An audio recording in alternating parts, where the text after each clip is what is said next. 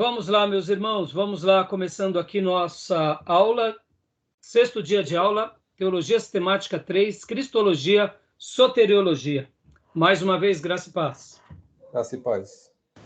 Graça e paz a todos. Amém. Graça e paz a todos.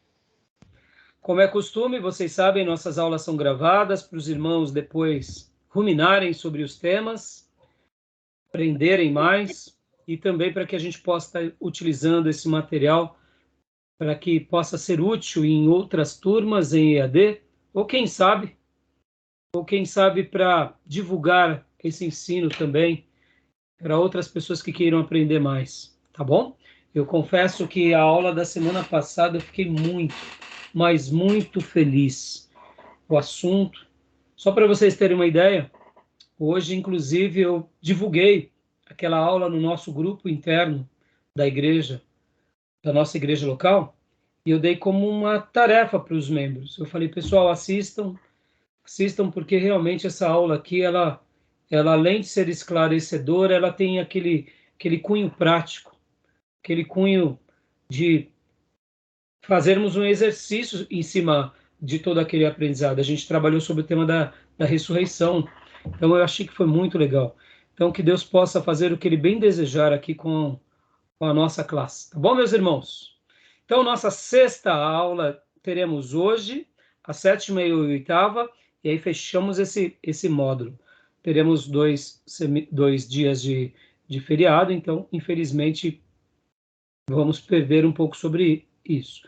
Hoje nós vamos começar a parte 5 do livro, que é o material de doutrinas, aplicação das doutrinas da redenção, ou, como chamamos na grade do nosso curso, soteriologia. Estou muito empolgado, estou muito feliz e preparei um material muito legal para vocês. A gente vai trabalhar no livro-texto. A gente começa hoje a parte 5, a página 547, e a gente vai começar o capítulo 31, a graça comum, tá bom? E por falar em graça, quero ler um texto muito citado sempre lido, muito citado nas igrejas, que é Efésios capítulo 2, versículo 8 e 9. Efésios 2, 8 e 9.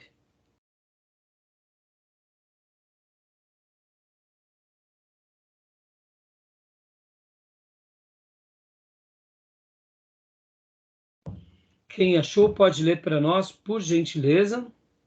Hoje nós estaremos trabalhando nos slides e no livro-texto, fazendo essa ponte o tempo todo, porque o material é muito vasto. A parte 5 do livro tem muito slide, então a gente vai estar trabalhando cada slide, indo para o livro-texto, tirando as dúvidas. Eu pretendo hoje concluir a graça comum e começar, se assim der tempo, a matéria de eleição e reprovação. Mas vamos lá, a gente vai com bastante paciência e com bastante dedicação e afinco. Quem achou? Por favor, pastor, pode ler para nós? 8 ao 9, pois não. Pois vocês são salvos pela graça, por meio da fé. Isso não vem de vocês, é dom de Deus. Não por obras, para que ninguém se glorie. Aleluia. Nós somos salvos pela graça, por meio da fé. Alguns comentaristas vão dizer que tanto a graça quanto a fé salvadora são os temas propostos por Paulo aqui. Que ambas essas duas coisas, a fé salvadora, como a graça, que elas são co-irmãs, isso não vem de vós. Outros vão falar que é a graça e que nós precisamos ter fé, que a fé depende de nós. No entanto, eu, particularmente, prefiro chamar aqui de fé salvadora também. Porque, se tratando do tema fé, é um pouco mais abrangente. Se tratando do tema graça, é um pouco mais específico. Quando falamos sobre a graça de Deus, nós entendemos que a graça é um favor imerecido de Deus para todos nós. Ponto passivo. E o nome, graça, já demonstra um pouco o que de fato ela é e o que ela representa. Quando falamos sobre fé na Bíblia, principalmente no Novo Testamento, nós vamos ter vários assuntos sobre fé. Inclusive, no meu livro O Triunfo de Judas, eu escrevo um capítulo mencionando sobre os vários tipos de fé. Falo sobre essa fé, que é a fé salvadora, que eu enxergo que é um presente também de Deus para nós, porque é um presente, foi Deus quem nos deu.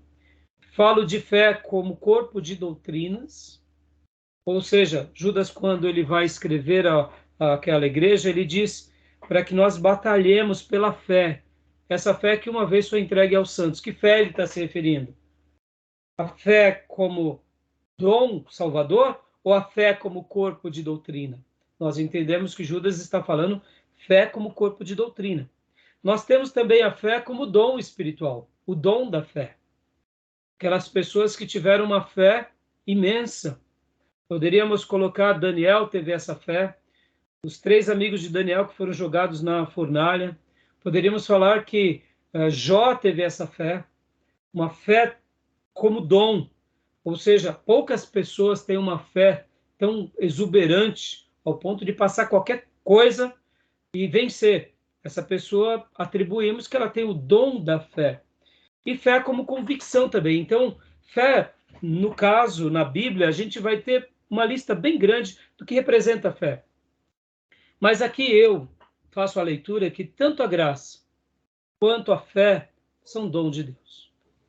E nós vamos estar trabalhando agora sobre esse tema, que é a aplicação das doutrinas da redenção. E hoje nós vamos começar com a graça comum. E vai ser um capítulo muito bom, muito enriquecedor.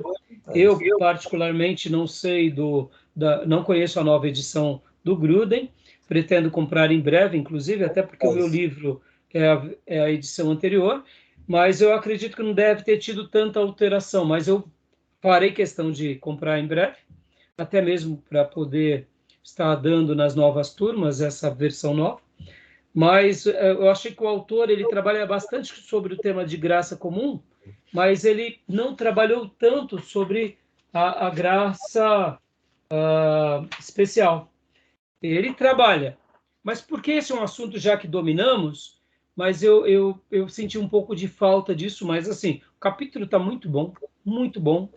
Eu só faria alguns acréscimos sobre esse assunto. Tá bom, meus irmãos? E tudo isso não vem de nós e não é pelas obras, para que a gente não se glorie, para que a gente glorifique aquele que nos separou. Tá bom? Maravilha? Fé salvadora, né? Como? Fé salvadora tem uma distinção com uma fé intelectual, né? Também. Por isso que eu falei que a quantidade de assuntos sobre o tema fé, Júnior, pode ver que a fé, quando nós falamos fé como corpo de doutrina, fé salvadora, fé como dom, fé, né, como você mencionou, então a lista é grande, né? Uhum. E pode ver também que tem um lado da fé como convicção, como entusiasmo, como determinação humana, como aquele gesto que uma pessoa ela pode usufruir. Por exemplo, eu gosto de chamar de fé como convicção. Quando você vê um jogador, um atleta, ele tem muita fé nessa perspectiva. Ele tem convicção. Você vê quando um atleta ele chega seguro no campeonato, né? Eu gosto muito de acompanhar um jogo de tênis. Você nota no semblante daquele jogador que ele está convicto, ele tá cheio de entusiasmo. Então, nós até costumamos dizer que o tênis começa jogando com a cabeça, né? Muitas vezes a pessoa está segura nos golpes e ele cria essa sinergia. Você pode ver que isso é a fé humana, né? É uma convicção que todos têm. Então, perceba que no âmbito da fé, o leque é bem grande, né? Isso passa pela confiança e autoestima também, porque você está seguro da sua capacidade, porque você se preparou, então, você tem essa certeza, né? Eu estou bem preparado, então, te dá uma segurança. Exatamente. Joia. Então, maravilha, meus irmãos. Alguém comentar mais alguma coisa? Irmã Cleusa, graça e paz, filha. Graça e paz, boa noite. Boa noite. Graça e paz, irmãzinha. Desculpa, não chamou e eu também não estava conseguindo conectar a internet. Tudo bem, eu fiquei um pouco preocupado porque alguns irmãos tiveram dificuldade e aí eu mandei para a irmã a mensagem. Olha, mas a gente já começou, tem 10 minutos a nossa aula, eu fiz aquela leitura e agora a gente vai começar os slides, tá bom? Graça e paz, Gil. Graça e paz, pastor. Graça e paz, irmãos. Paz, Desculpa o atraso. Joia. Então, meus irmãos, vamos lá. Vamos agora ao compartilhamento do material.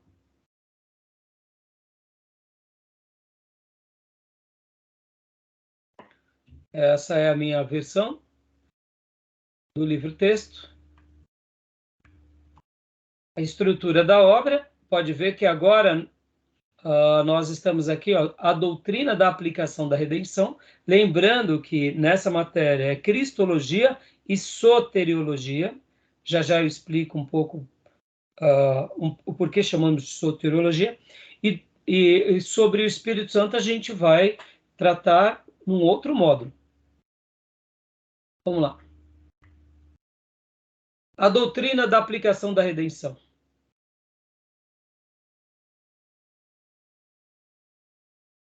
Hoje nós estaremos falando sobre a graça comum. A graça comum. São muitas doutrinas da aplicação da redenção, como vocês bem sabem.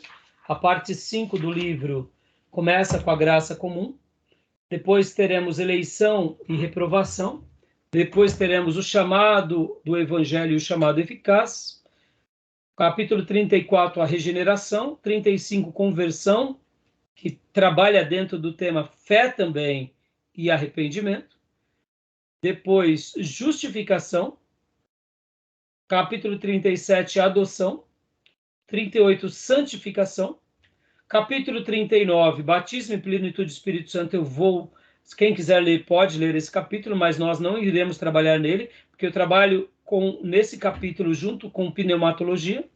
E capítulo 40, a perseverança dos santos. E depois também temos outros capítulos, que é o 41 e o 42 e o 43, que é morte e o estado intermediário, nós não trabalharemos.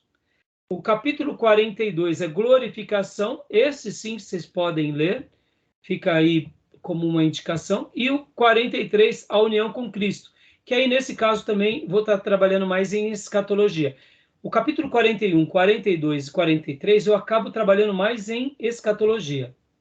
Mas esses capítulos eu estarei abordando principalmente o capítulo 42, que é a glorificação. Tá bom? Então, a gente vai fazer um apontamento sobre isso. Joia? Então, hoje, começando aqui a graça comum, leia para nós, Gil, por gentileza, graça comum. A definição do nosso querido irmão Wayne Grudem. Ok. Graça comum. Graça comum é a graça de Deus pela qual ele dá às pessoas inumeráveis bênçãos que não fazem parte da salvação. Opa, então ele já define. A graça comum é, de fato, esse presente de Deus que ele dá às pessoas. E quando ele coloca aqui as pessoas, ele está se referindo a todas as pessoas, sejam elas cristãs ou não. Como eu mencionei há pouco para vocês, eu trabalharia nesse capítulo da seguinte forma: graça comum e graça especial. Eu abordaria um pouco mais isso. Mas, como tudo, né, na teologia sistemática, nós não temos tempo de abordar tudo. O autor achou por bem de trabalhar na graça comum. Eu quero acreditar que é porque, sobre a graça especial, essa derramada sobre o povo de Deus, o povo de Deus conhece bem sobre esse tema. Já sobre o tema da graça comum, pode até ser conhecido o tema, mas na prática nós vemos que o povo de Deus não entende direito. Faz uma salada violenta. Então eu quero acreditar que o Grudem, para facilitar essa compreensão, quis fazer essa abordagem aqui, tá bom? Então, continua para nós, Gil, por favor. Maravilha. As duas graças em Cristo. Graça comum não conduz à salvação. Ela é dada igualmente a crentes e incrédulos. Graça salvífica. A graça de Deus que conduz as pessoas à salvação. Joia. Eu falei graça especial me referindo à graça salvífica. Usei o termo especial porque assim como nós temos uma revelação natural e a revelação especial, eu quis usar o mesmo termo. Mas o Gruden chama de graça salvífica, que seria a mesma coisa. Então, a graça comum não dá àquela alma a salvação, mas abençoa aquela vida. Já a graça salvífica concede a salvação de Deus àqueles que realmente buscam. Então, a graça comum seria o acesso aos bens da vida a todos? Exatamente. E a gente vai trabalhar em cima disso. Isso aí, Júnior. E aqui, só exemplificando rapidamente para a gente retomar já no livro-texto, pode ler para nós, então, Júnior, por favor. Exemplos de graça comum. Esses são os exemplos. O domínio físico. Os incrédulos continuam a viver neste mundo unicamente por causa da graça comum de Deus. Aí tem uns textos, né? Os textos, não precisa ler. O domínio intelectual. A graça comum de Deus no domínio intelectual é vista no fato de que todas as pessoas têm um conhecimento de Deus.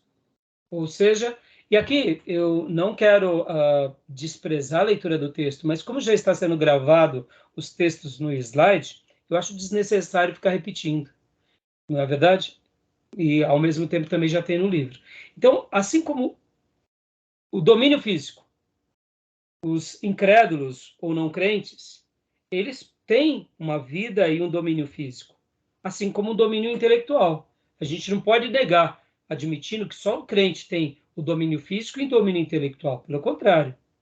Então, a graça comum, na realidade, ela é esse presente de Deus sendo dado a quem? A todos os homens. E é por isso que o Gruden fala que a graça comum é a graça de Deus, pelo qual ele dá às pessoas inumeráveis bênçãos, que não fazem parte da salvação. Então, essas pessoas são agraciadas. E eu gosto dessa definição do Gruden, porque ele coloca as duas graças em Cristo. Quem concede é Deus, é Cristo, às pessoas. Pastor, mas o camarada é ateu. Tá bom, ele foi abençoado. Pastor, mas ele é de uma outra religião. Tudo bem, ele é amado por Deus. É nisso que eu falei na minha leitura inicial, usando o texto de Efésios 2, 8 e 9. A graça de Deus é o favor imerecido. É o amor dele sendo derramado. É a bondade e a misericórdia dele atingindo o ser humano todo, mesmo esse ser humano sendo pecador. Por isso que conhecer a graça de Deus é maravilhosa. E saber que sobre a raça humana foi derramada uma graça comum é especial. Porque isso gera em nós humildade, gera em nós clareza, nos tira do pedestal da exclusividade. Eu sei que não deveria ser assim, mas por causa da nossa religiosidade, por causa do nosso exclusivismo tolo e fútil, nós muitas vezes nos sentimos melhores do que os outros, e não deveria ser assim. Então, ao estudar sobre esse tema, o pedestal da exclusividade é destruído. E nós passamos, então, a entender que, assim como Deus ama a todos, e Jesus morre por todos, no entanto, nem todos irão aceitá-lo, por isso que é aos que creem, mas o amor dele vai sobre todos, a bondade e a misericórdia dele vai sobre todos, a graça de Deus também vai sobre todos.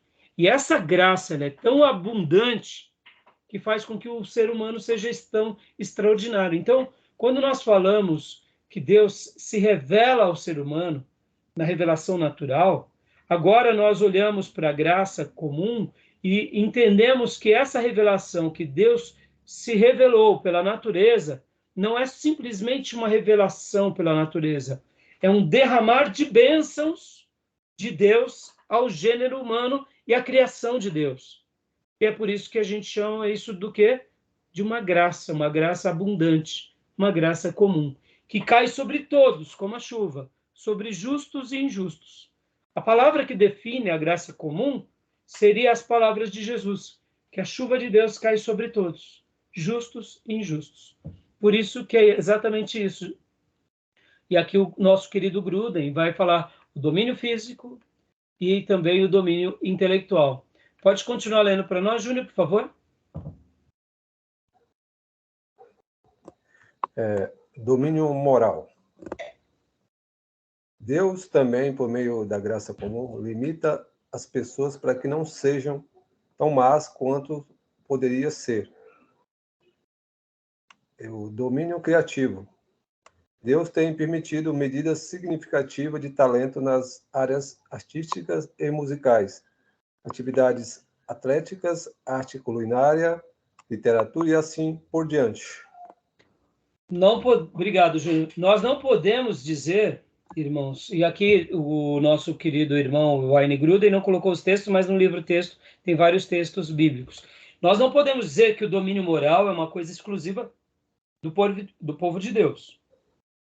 Isso está no ser humano. E se ele se inclina favoravelmente a uma vida ética e moral mais elevada, ele desfruta desse domínio moral.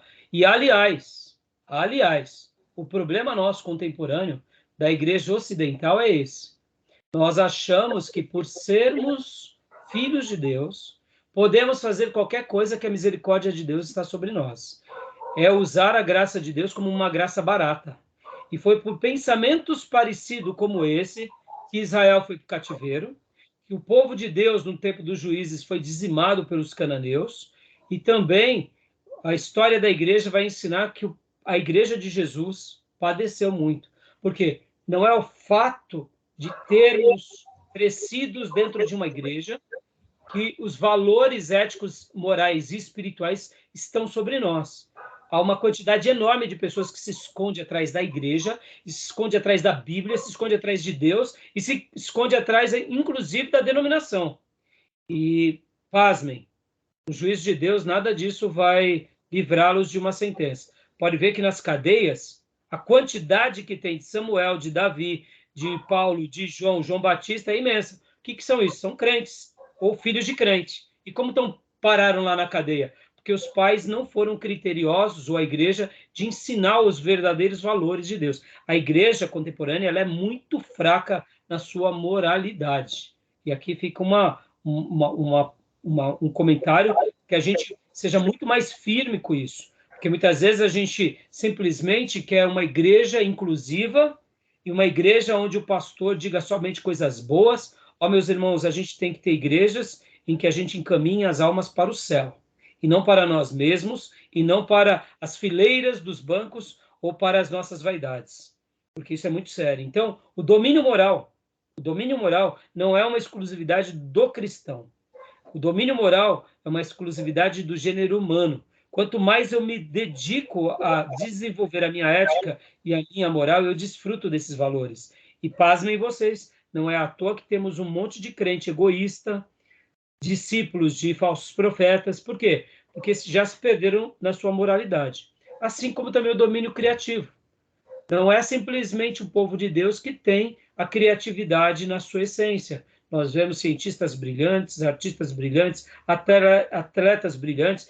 Vamos até pegar um período também da história aqui recente, que é o período da União Soviética, onde muitos atletas ganhavam medalhas e mais medalhas e eles declaravam que eles eram ateus.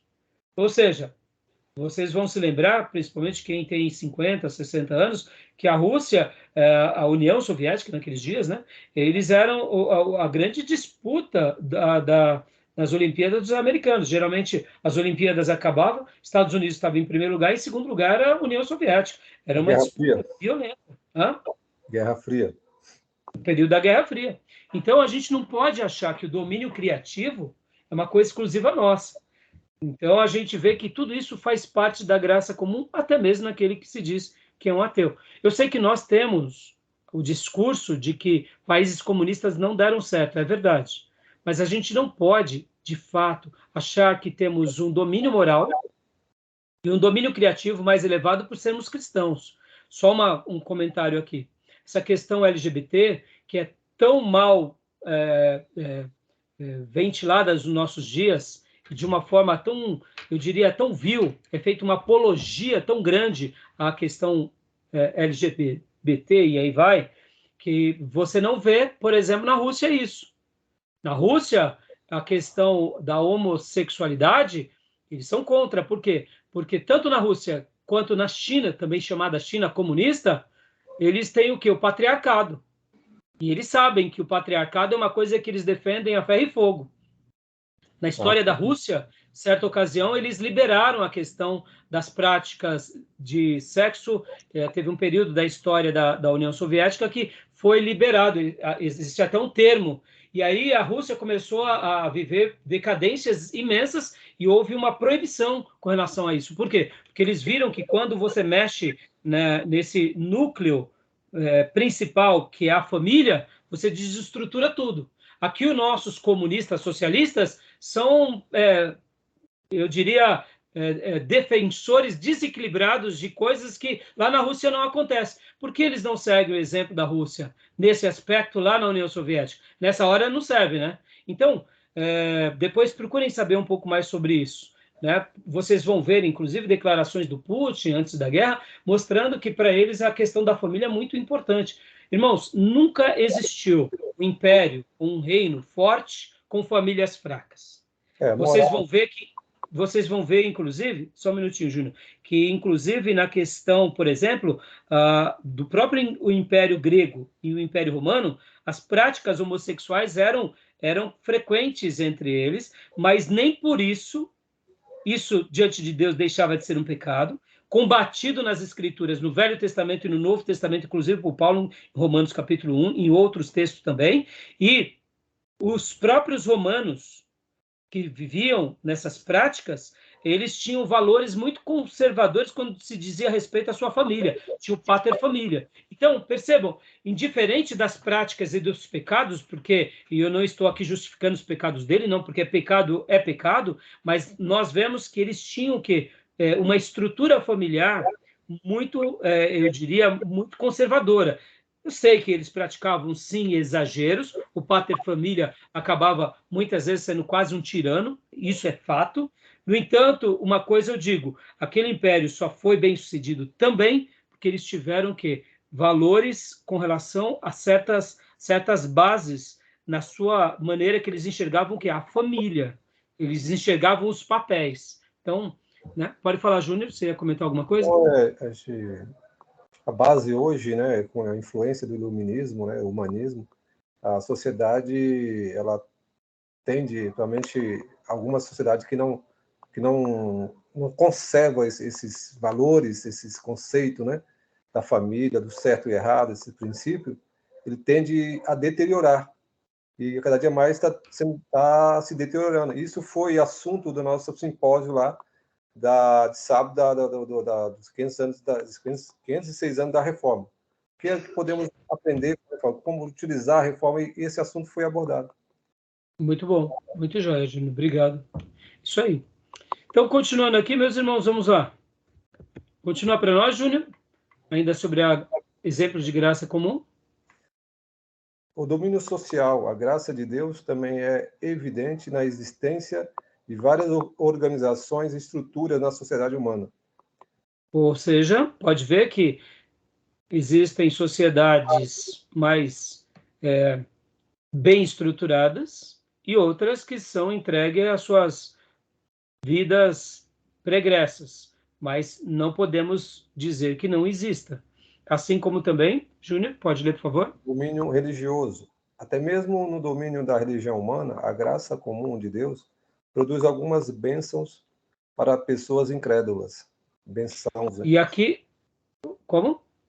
A gente fala bênção, mas na verdade seria benção, né? Porque tem o forte. Então, na realidade, o domínio religioso também é uma questão que Deus, vamos dizer assim, irmãos, a gente pode não concordar com as religiões, irmãos, mas existem religiões que, no aspecto sociológico, eles acabam ajudando na confecção daquela cultura, daquele povo. Assim como existem religiões, como? O tecido social, né? O tecido social, exatamente. Émile Durkheim, que foi um grande sociólogo, ele falava que a religião, ela era o cimento, ela era a amálgama da sociedade. Sim. Podem ver que algumas civilizações, elas foram bem estruturadas no seu aspecto religioso, e por causa da sua perspectiva religiosa, eles evoluíram como nação. Indiferente, irmãos, do que nós admitimos como verdade de Deus, do destino eterno, aí é outra questão, tá bom? Mas nós não podemos negar. O Gil e o Johnny, que fez conosco Geografia Bíblica 1 e 2, lembram quando nós estudamos sobre o Egito? O Egito era uma civilização onde os valores da família eram muito conservados, assim como educação, assim como ciência, e a religião deles favorecia também para que eles fossem zelosos com isso. Quando a família de Jacó vai para o Egito, sob a tutela de José, José abençoa o Egito e abençoa todas as nações ao redor e preserva o mundo como um vaso de Deus, levando a graça de Deus ao Egito e a todas as demais nações. Então, um hebreu salva o Egito, salva o seu próprio povo e salva as outras nações. Mas também, de contrapartida, a família de Jacó e os 10 irmãos de Jacó, me desculpem, juntamente com Benjamim, eles eram todos atrapalhados. Lá no Egito, os valores e as educações e a cultura dos egípcios fez com que Israel aprendesse muito com os egípcios. Sim. Eles não aprenderam com a religião dos egípcios, porque eles tinham a religião, de fato, do Deus vivo. Ou seja, a graça salvífica já tinha sido revelada a Abraão. Mas, infelizmente, Jacó foi um perdido, que também gerou vários filhos perdidos, e não se sabe o porquê. Raquel e Lia também não fizeram, talvez, um bom trabalho. Dos filhos só salvou José. E José tinha uma educação que lembrava e remetia a Abraão e Isaac. Pode ver que Jacó só se converte mesmo depois que está voltando para casa no Vale do Jaboque, em Peniel. Mas até então, Jacó era um espertalhão, um barganhador, e possivelmente tudo isso gerou uma influência negativa na sua própria linhagem. Podem ver que eles vão para o Egito, eles ainda são muito tribais, vivem por mais de 20 anos escondendo do pai que o filho deles tinha morrido e eles não revelam, não confessam o pecado. Oh, irmãos, olha o desvio moral dos irmãos de José.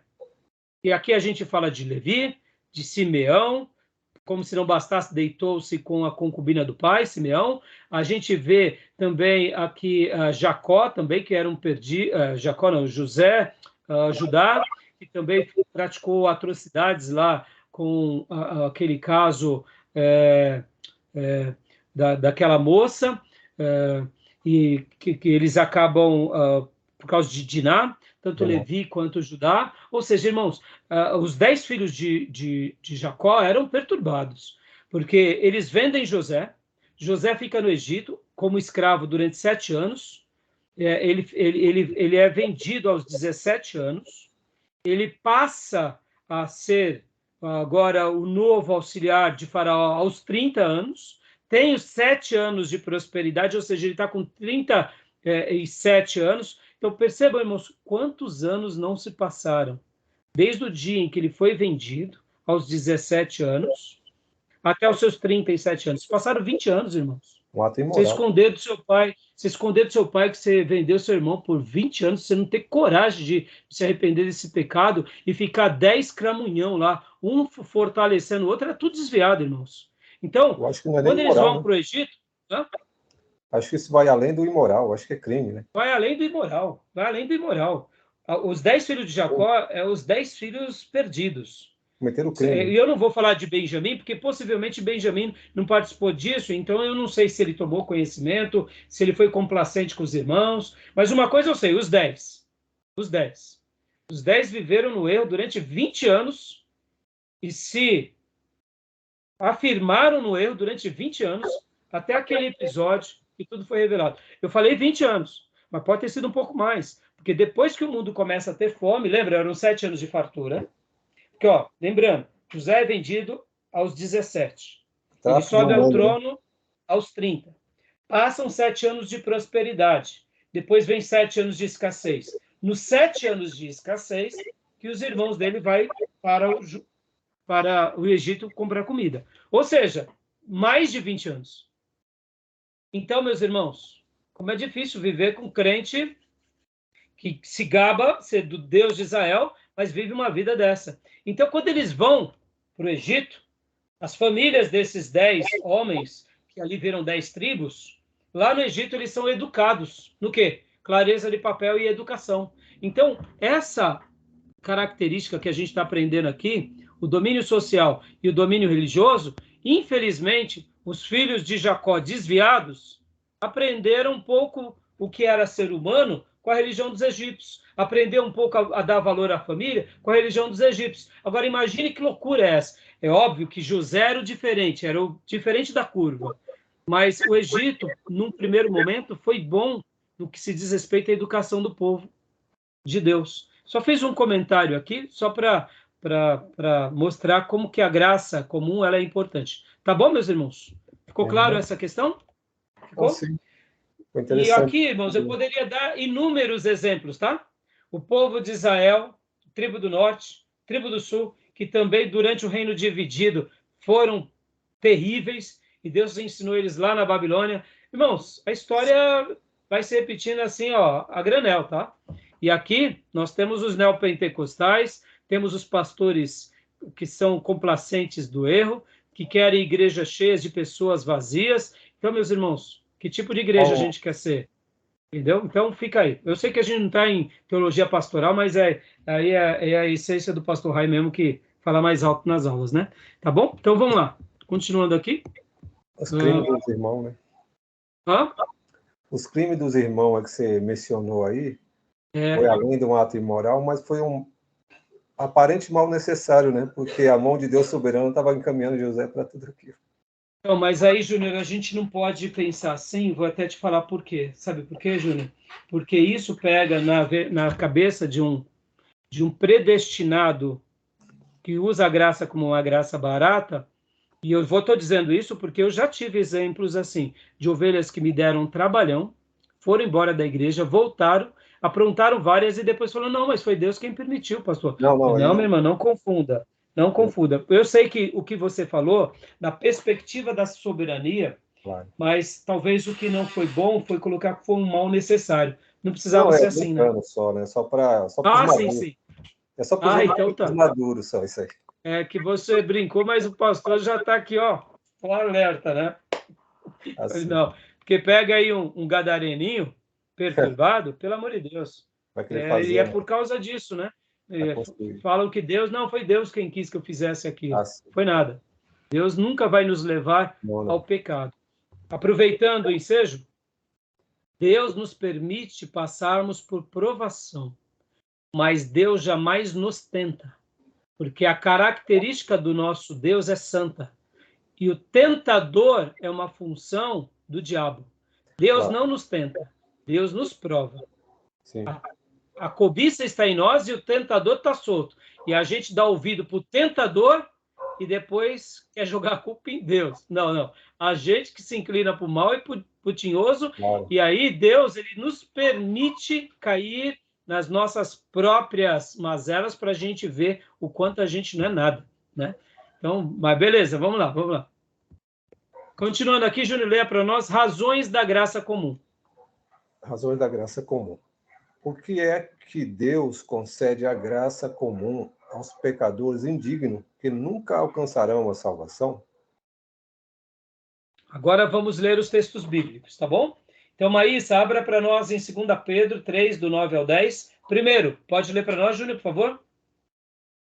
Para redimir os que serão salvos. Joia. Pode ler para nós, Maísa, por favor? Gil, abra para nós em Lucas 6:35. Pastor Johnny, em Romanos 2:5 e 3:19, tá bom? Ok. Então pode ler para nós, Maísa, por favor. Segunda Pedro Segunda 3, 9 e 10. 9 e 10. O Senhor não demora em cumprir a sua promessa, como julgou alguns. Ao contrário, ele é paciente com vocês, não querendo que ninguém pereça, mas que todos cheguem ao arrependimento. O dia do Senhor, porém, virá como um ladrão. Os céus desaparecerão com um grande estrondo. Os elementos serão desfeitos pelo calor e a terra, e tudo que nela há será desnudada. Leia novamente, mas essa primeira frase, por favor. O Senhor não demora em cumprir a sua promessa, como julgam alguns. Ao contrário, ele é paciente com vocês, não querendo que ninguém pereça, mas que todos cheguem ao arrependimento.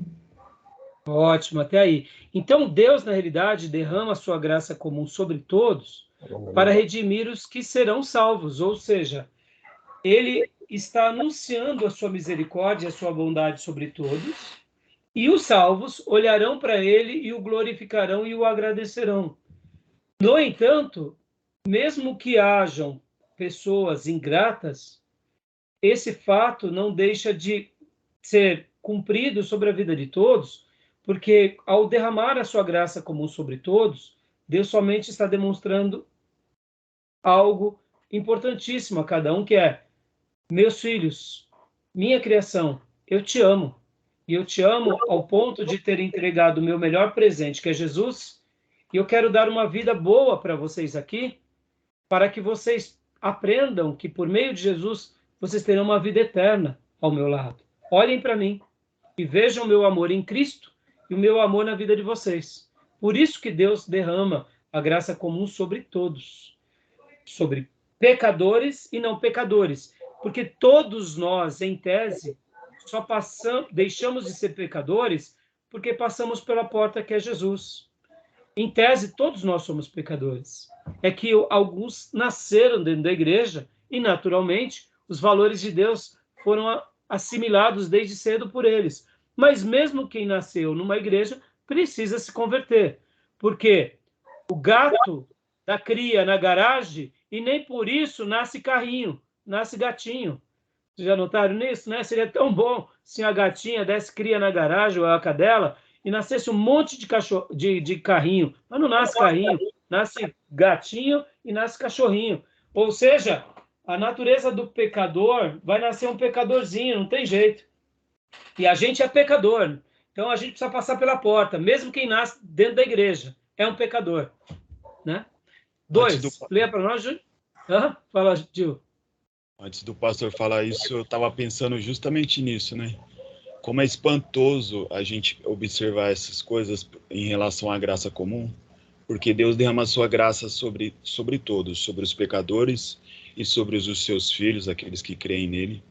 Mas como isso vai contra a nossa natureza, né? Porque a gente é o contrário, aquele que nos fazem bem, a gente quer bem, mas aqueles que vão contra nós e nos fazem mal, cara, que se lasquem, né? Como diz alguns, né? Que se lasquem. É isso aí. E isso vai tão contra a nossa natureza, e é espantoso ver isso em Deus. Isso é maravilhoso demais. Exatamente, Gil. Quando a gente entende um pouco mais da graça, Gil, a gente entende mais do amor de Deus. Nossa. É o amor dele, né, sobre o ser humano. Agora percebam, né, irmãos, Deus ama tanto e julga. Ele é um Deus de amor, mas é um Deus de justiça. Como ele sabe lidar com essas faces sem se perder, a gente não sabe, né, irmãos?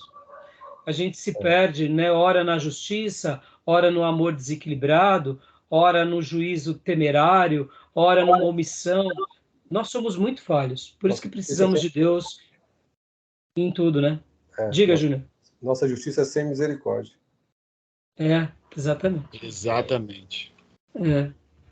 Exatamente. Pode ler, Júnior, 2 para nós? Para demonstrar a bondade e a misericórdia de Deus. Lucas 6,35. Exatamente. Deus, ao derramar a sua graça sobre todos, demonstra, olha, eu sou bom. Eu sou bom. Incomparavelmente bom. Eu sou um Deus de amor, de misericórdia e de bondade. Leia para nós o texto, Gil, por gentileza. Amai, pois, vossos inimigos, e fazei bem, e emprestai sem sem nada esperardes em troca. E Olha aí. será grande o Joia. vosso galardão, e sereis filhos do Altíssimo, porque ele é benigno até para os ingratos e os maus. Poxa. Olha, ele é benigno Glória a até Deus. para os ingratos e maus. Por isso, irmãos, que ao entender a graça comum, é o que eu falei no início dessa aula, nós destruímos qualquer tipo de vaidade e de exclusivismo. Aham. Porque a gente olha e fala, não, não. O que me faz ser diferente do macumbeiro, daquele que a gente julga ser idólatra, é porque os nossos olhos foram abertos pela graça. Só isso. Uhum. Mas a gente não é melhor do que eles em nada.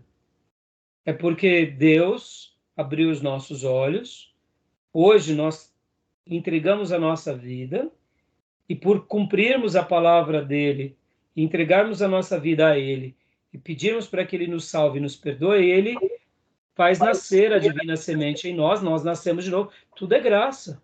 Tudo é graça.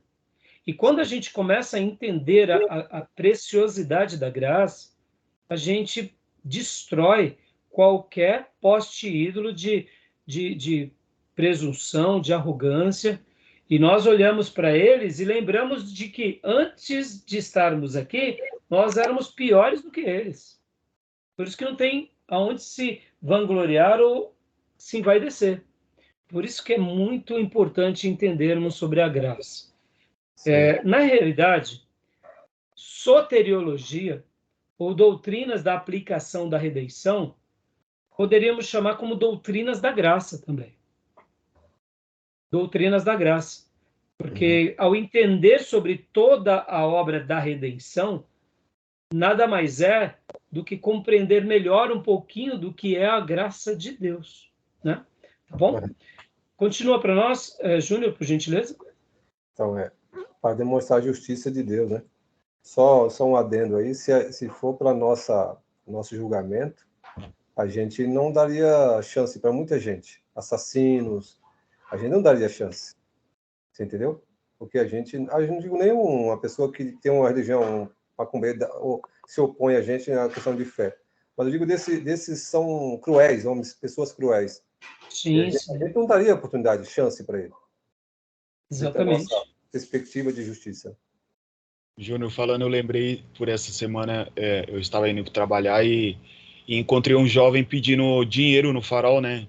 Cara, e aquilo me trouxe uma revolta tão grande no coração, justamente por ele ser tão jovem e tá pedindo ali dinheiro, e a gente sabe que não era para comprar comida, né? Ou às vezes até era, mas na maioria das vezes é para comprar uma outra droga. Cara, eu fiquei tão revoltado dentro de mim, mesmo com a consciência que ele tá amarrado pelo pecado, por nós do mundo e tal, mas a gente tem uma justiça própria, assim, que é tão às vezes, meu Deus do céu. E essa Somos aula muito pequenos. Tô sendo esbofeteado aqui pela Pela graça. aula, né? Mas, Gil, nós somos assim, Gil. Você vê, a gente é muito pequeno. Por isso que eu falei que aí, quando a gente começa a entender um pouquinho mais sobre a graça, há um destronar de tudo que a gente montou como sacrossanto, como privilégio. Porque que nem você falou, Gil, na nossa infância, eu tô com 52, tinha maconha, tinha cocaína, depois veio o lança-perfume. Um vizinho meu, ao fumar maconha, ficou louco. Aquilo nos assustou demais, todo o bairro ficou assustado. Porque ele realmente, os neurônios dele eram jovem, ele virou uma ameba. E era um jovem vigoroso, atlético, e de repente ali dos 14, 15 anos, quando você foi ver, 16, 17, ele praticamente começou a vegetar. E nunca mais voltou a ser o mesmo. Então aquilo foi um choque. Mas hoje, com essas novas drogas que eles fazem de verdade para viciar no primeiro momento, é uma praga tão grande que a gente não tem noção do que isso representa. E é assim, você vê, é uma sociedade permissiva, é uma sociedade corrompida, é uma sociedade que valoriza o tráfico, os traficantes, os poderosos. Então, assim, quando a gente pega, por exemplo, pessoas próximas que foram para as drogas, ou por um momento de fraqueza, ou por um momento de tristeza, ou por uma vacilada mesmo, e não consegue mais voltar, e é um amigo nosso, aquilo destrói a gente. Vira um Então, doente. você vê, é uma doença. Por isso que a gente tem que ver, exatamente, a definição melhor é essa, um drogado como um doente. Doente. Como um doente, é verdade. A Eu minha sei que é revolta era mais difícil. por ele ser jovem e tá pedindo. Ser cheio de Não, então, esforço. Vai sim, você trabalhar. poderia Eu estar trabalhando, pensava né? dessa Mas forma, né? Vai mas trabalhar.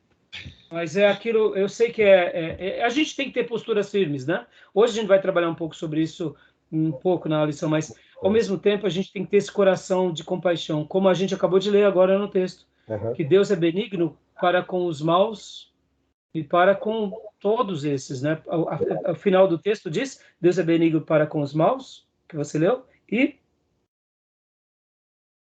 com os ingratos. ingratos. Então, Gil, quando a gente vê muitas vezes um garoto como esse, a família já pôs ele para fora de casa, ele está na rua. Verdade. A cabeça dele vira em função do que eu preciso usar amanhã. É uma coisa perdida, por isso que a gente tem que orar muito, para Deus realmente reverter esse quadro. Né? Bom, se a própria família desacredita, ele vai acreditar em quem, né? É difícil, né? Então. E assim, muitas vezes a gente não vai nem culpar a família, né, Maísa? Porque a família está sofrendo. Sim, sim. Recentemente, toda uma cadeia, né? Todo mundo é uma cadeia. Difícil, não tem. Recentemente, uma anciã da nossa igreja, há alguns anos já, ela vem orando por um neto dela que foi preso por causa de tráfico.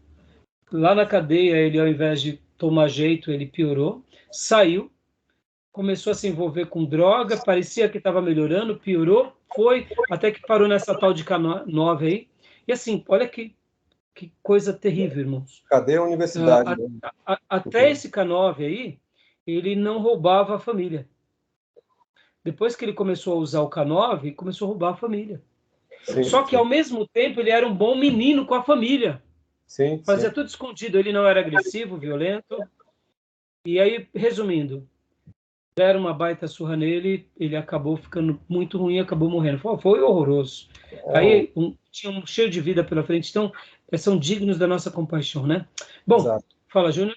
Eles não são mais, eles não movem segundo a vontade deles, é segundo exatamente a força da droga que controla eles. Então, a gente é doente. E essas drogas criadas em laboratórios, elas têm essa perspectiva, te dominar a um ponto que você se torna um escravo absoluto de tudo. Sim. Logo, sabemos que não é só uma questão química, mas também uma questão espiritual. Sim. É o diabo que quer, mais do que rápido, escravizá-los. Então, vamos lá. Então, o último ponto aqui, Júnior, lê para nós, por favor. Para demonstrar a justiça de Deus, Romanos 2, 5, 3, 19. Gil, Pastor Johnny, leia para nós, por favor. Vamos lá, Romanos 2, 5. Contudo, por causa da sua teimosia e do seu coração obstinado, você está acumulando ira contra você mesmo, para o dia da ira de Deus, quando se revelará o seu justo julgamento. Agora 3:19. Sabemos que tudo o que a lei diz, o diz àqueles que estão debaixo dela, para que toda a boca se cale e o mundo todo esteja sobre o juízo de Deus. Ou seja, de uma forma também, Deus acaba se revelando como justo, porque ele é tão bondoso, e aí os maus e os ingratos não dão a ele glória, ou não o celebram, que eles se tornam culpados e sabem disso. Né? E o último ponto, Júnior, por favor. Para demonstrar a glória de Deus. Joia. Então, essas são algumas razões que o nosso querido irmão Gruden coloca porque Deus derrama graça comum a todos os pecadores, mesmo aqueles que não são salvos. Né? Bom, eu vou dar uma pausa aqui nessas consequências da doutrina da graça comum, porque agora, o que a gente vai fazer? A gente vai ir para o livro-texto. A gente vai para o livro-texto, porque... deixa eu ver aqui. Não, vamos ler aqui rapidinho. Consequências da doutrina da graça comum. Leia para nós, Júnior, por favor. Consequência da graça comum. Primeiro, a graça comum não significa que aqueles que a recebem serão salvos. Opa, Olha, isso é importantíssimo. Só um minuto, Júnior. Como está em Romanos 5, 10, Colossenses 1, 21, Tiago 4, 4, Mateus 12, 30 e Filipenses 3, 18 ao 19. Não significa que porque Deus foi misericordioso, bondoso, generoso, vão estar salvos. Amém, meus irmãos? Sim, claro. Amém. 2. Devemos ser cautelosos para não rejeitar as coisas boas que os incrédulos fazem como se fosse totalmente más. Aqui é um calcanhar de Aquiles, aonde a nossa autojustiça, aonde os nossos guetos fazem com que tudo que é de bom que um ímpio faz é demônio. Ah, fez algo bom? Fez, mas é do demônio. Fez, mas é do diabo. Fez, mas a gente tem essa maneira tola de fazer isso. A gente tem que discernir. Mesmo que seja, irmãos, a pior religião para nós. Vamos pegar aqui um exemplo do grupo terrorista Hamas. A gente sabe que é um grupo terrorista cruel, assassino, que tem que realmente serem punidos pelos que fazem. E, inclusive, o serão, por Deus em primeiro lugar. Por outro lado, a gente não pode dizer que eles não ajudavam alguns palestinos, mesmo tomando proveito, porque eles estão numa causa tão cega, tão insana, que eles acham que fazer o que fazem estão fazendo bem, mesmo não libertando, não permitindo que as pessoas saiam da faixa de Gaza. Mas, ao mesmo tempo, antes dessa questão desses atentados, do dia 8 agora, de outubro, eles ajudavam, tinham ONGs, Então, quer dizer, a gente tem que separar uma coisa das outras. Mas ali é uma coisa diabólica, sim, porque eles é um grupo terrorista que quer exterminar um outro povo. Mas eu estou dizendo sobre o próprio povo deles. A maneira em que eles, muitas vezes, já ajudaram. Porque eu sei que eu fiz um exemplo bem radical, porque isso está em voga agora, né? Mas, assim, a gente nota como eles são cegos, porque agora eles pegam o próprio povo deles e fazem escudo midiático para tentar trazer uma comoção social no mundo à causa deles. Ou seja, são lunáticos, né? Um bom exemplo são os traficantes que ajudam a comunidade. Sim, verdade. Exatamente. Obrigado, filha. Para nós, isso daqui tem uma relação bem mais próxima, né, Maísa? A gente não pode dizer que é um ato desumano, que é um ato... Da onde ele levantou a grana... Bom, aí é outra história. Mas dizer que o que eles fizerem... não serve, né? Eu acho que esse exemplo não serve. Porque é que a gente foi longe, né, Ju? Tem que rejeitar, porque o grupo Hamas, antes disso, do seu surgimento, ele aplicou um golpe lá para as eleições lá no início, Sim. Derrubou um outro grupo. Então ele já tinha uma premissa desde o início. O diabo ele vem com essa boa intenção, ajuda, faz coisas boas, mas o propósito final dele é destruição. Sim, é que eu quis pegar uma coisa assim bem esdrúxula para contrapor aquilo que no início eu disse, porque nós, de uma forma geral, como crentes, nós achamos que todas as coisas boas que o incrédulo faz é uma coisa má porque eles são incrédulos. Sim. E está errado. A gente tem que separar o joio do trigo. Eu sei que eu fui longe, a Maísa também deu uma contribuição boa no sentido assim de demonstrar. Eu sei que não se aplica, né?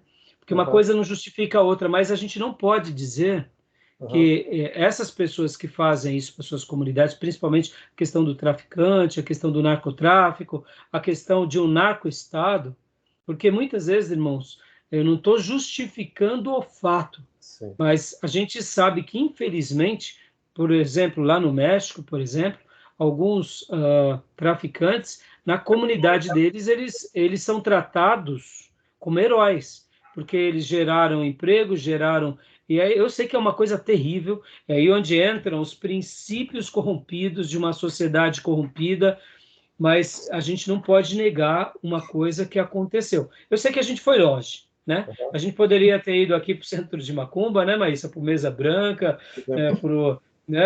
para as ONGs, né, para o templo budista, e aí a gente foi lá no... Né? Por exemplo, e o último aqui... que eu destaco é o Teleton.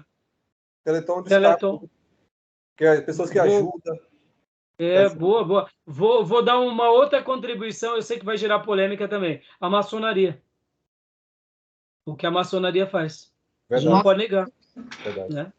Não Verdade. pode negar. São coisas. Eu sei que tem as suas práticas, nós não compactuamos, eu particularmente não compactuo, nós não compactuamos, mas a maçonaria a gente não pode negar que eles fazem um trabalho na sociedade muitas vezes muito bem visto. E nós, protestantes, fomos muito abençoados no século passado e na virada do século pela maçonaria.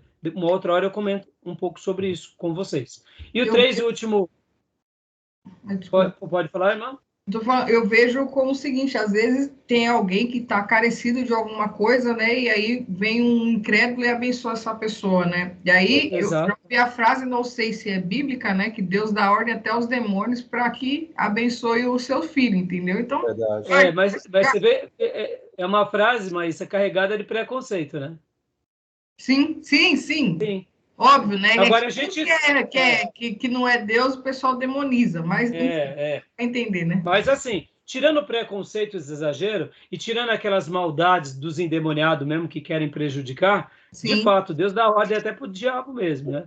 Mas assim, na realidade, a gente não pode achar que todas as atitudes boas são do demônio.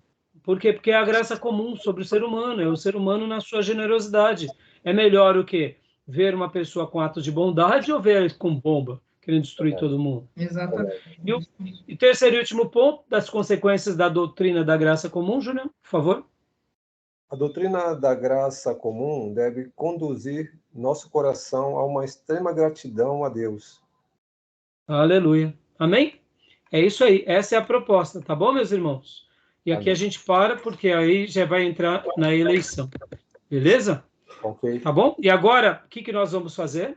Nós estaremos indo vivo o texto e vamos dissecar esse capítulo agora. O intervalo. Tá bom? Só que é isso que eu ia falar. A gente vai ter intervalo e a gente volta. Tomar um café, como almocei hoje. Tomar um café. Oh, meu Deus do céu, como pode? Não almoçou.